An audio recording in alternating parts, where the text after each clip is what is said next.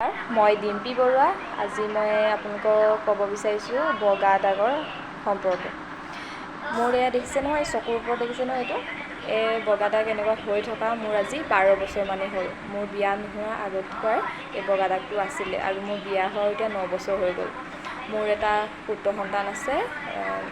তাৰ কিন্তু এইবোৰ একো প্ৰব্লেম নাই হোৱা দেই, কিন্তু মই ভয় খাইছিলোঁ প্ৰথমতে যেতিয়া প্ৰেগনেণ্ট হৈ আছিলোঁ, যদি তাৰ কেনেবাকৈ হৈ যায় কি হ'ব, বা ল'ৰাই হওক ছোৱালী হওক যিয়ে জন্ম হওক, যদি কেনেবাকৈ হয় মোৰ নিচিনা, মানে বহুত ভয় লাগি আছিলে। কিন্তু সেনেকুৱা একো নহ'ল আৰু মোৰ এটা পুত্ৰ সন্তান ধুনীয়াকৈ জন্ম হ'ল, একো প্ৰব্লেম নাই।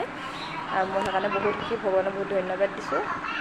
আৰু মেইন কাহিনীটো কি গম পাইছেনে, যেতিয়া বগা দাগ হৈ যায় মানুহে ইমান অৱহেলা কিয় কৰে নহয় নাজানো। মোকো অৱহেলা সেনেকৈ কৰি পাইছে, কিন্তু মই নাম নকওঁ মানে।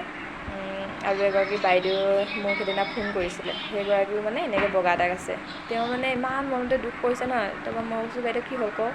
তেতিয়া কৈছে যে ডিম্পী কি হ'ব, আমাৰ নিচিনা মানুহৰ শান্তি নাই অ'। তাৰপৰা মই কৈছোঁ কিয়, কি হ'লনো? তাৰপৰা কৈছে যে মই আজি এনেকৈ নামঘৰলৈ গৈছিলোঁ, নামঘৰত যাওঁতে এজন শিক্ষিত ভাল মানুহ, সেই মানুহজনে মোক কৈছে যে বগা দাগ এনেকৈ এইটো যে হৈ আছে, দেখি আছে, তেওঁৰ হাতত আছে মানে, হাতত মানে ধুনীয়াকৈ এনেকৈ হাতত হৈ আছে।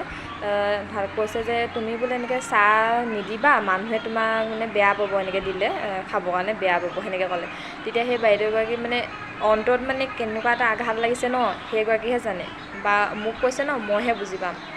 যাক কয় মানে সেই অন্তৰত বহুত দুখ পায় এনেকুৱা কথাবোৰ ক'লে। আৰু এই বগা দাগটো কাৰোবালৈ খুচৰি যোৱা বস্তু নহয়। মোৰ মানুহজনৰ লগত মোৰ কি ৰিলেশ্যন নাই নেকি, আছে। আমি একেলগতে খাওঁ, একেলগতে শুওঁ, একেলগতে থাকোঁ। কাপোৰো আমি ইজনে সিজনে চেঞ্জ কৰি, মোৰ মানে তেওঁৰ কাপোৰ মই পিন্ধি পাইছোঁ, বা মোৰ বাহঁতে মোৰ কাপোৰ পিন্ধে, ভণ্টিহঁতে মোৰ কাপোৰ পিন্ধে।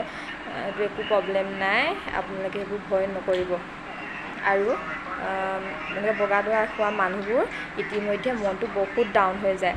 আৰু মই এনেই মানে ঘৰৰ মানুহখিনিয়ে মোক যিহেতু ইমান মানে নকয়, বিশেষকৈ মোৰ শাহু মা আৰু মানুহজনে এইবোৰ বিষয়লৈ একো কথা নকয়, সেইটো কাৰণে মোৰ মনটো ফূৰ্তি হৈ থাকে, আছে বুলি মানে ক'ব লাগিব। আৰু সেনেকৈ তেওঁলোকক যেন সকলো মানুহে ছাপোৰ্ট কৰে, কাৰণ কেলৈ এইটো আমি নিজে কৰি লোৱা বেমাৰ নহয়, গম পাইছেনে। নিজে কৰি লোৱা হ'লে বেলেগ কথা। আৰু এইটো বেমাৰ হ'লে মানে একো দিগদাৰ নাই। মোৰতো বেলেগ একো বেমাৰেই নাই, অকল মানে ছালৰ বেমাৰটো বাদ দি মোৰ বেলেগ বেমাৰ নহয়েই, প্ৰায় মেডিকেল যাবলৈকে মই আজিলৈকে হৈ পোৱা নাই।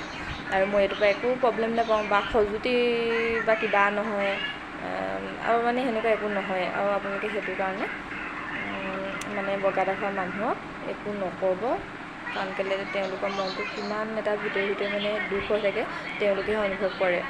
ভাল কাপোৰ এটা পিন্ধি ক'ৰবালৈ যাব মন কৰে, মই নিজৰ ক্ষেত্ৰতে কৈছোঁ, পিন্ধিম বুলি ভাবোঁ বা আমুকটো পিন্ধিম, কিন্তু এই দাগখিনি ওলাই থাকিব, মানুহে কি বুলি ক'ব দেখিলে, বা মানুহে কেনেকুৱা চকুৰে চাব, কিন্তু সেনেকুৱা কিছুমান ধাৰণা হৈ যায়। কিন্তু মই আজিকালি সেইবোৰ ফিল নকৰোঁ, মই নিজৰ মতে থাকোঁ। আৰু কাৰণ কেলৈ মোৰ ঘৰৰ মানুহখিনিয়ে মোক একো নকয়, সেইটোৱে মোৰ যথেষ্ট, মই সেয়াই বহুত সুখী। আৰু মোৰ শাহু মায়ে মোৰ যিমানখিনি পাৰে চেষ্টা কৰি আছে, মেডিচিন কিবাকিবি আনি দিয়ে থাকে, কিন্তু তাৰপিছতো মই মানে ভাল ফল পোৱা নাই। কাহানিবা নিজে নিজে কিন্তু কমি আহে বস্তুটো, ভাল হৈ যাব নেকি সেনেকৈ ভাবোঁ, কিন্তু আকৌ অলপমান দিনৰ পাছত দেখোঁ যে আকৌ বেছিকৈ বহল হৈ গৈছে। আৰু সেইটো কাৰণে ট্ৰিটমেণ্টটোতো চলাই থাকিম, আৰু ভাল হোৱাটো চবেই বিচাৰে ন, ময়ো বিচাৰোঁ। তাকে আপোনালোকে বগা দাগ হোৱা মানুহক কেতিয়াও কিন্তু বেয়া চকুৰে নাচাব দেই। মোৰ ফালৰ পৰা কৈছোঁ, মোৰ নিজে অভিজ্ঞতা হৈছে যে মোৰ ওপৰতে, সেইটো কাৰণে ভিডিঅ'টো বনাই পিনি কৈছোঁ। তেওঁলোকো আপোনালোকৰ নিচিনা একেই মানুহ, বা আপুনি যেনেকুৱা ময়ো তেনেকুৱাই। আৰু যদি মোৰ কথাখিনিৰ পৰা আপোনালোকে কিবা বুজি পাইছে, তেতিয়াহ'লে এটা লাইক কৰি দিব। আজিলৈ আহিছোঁ, ধন্যবাদ।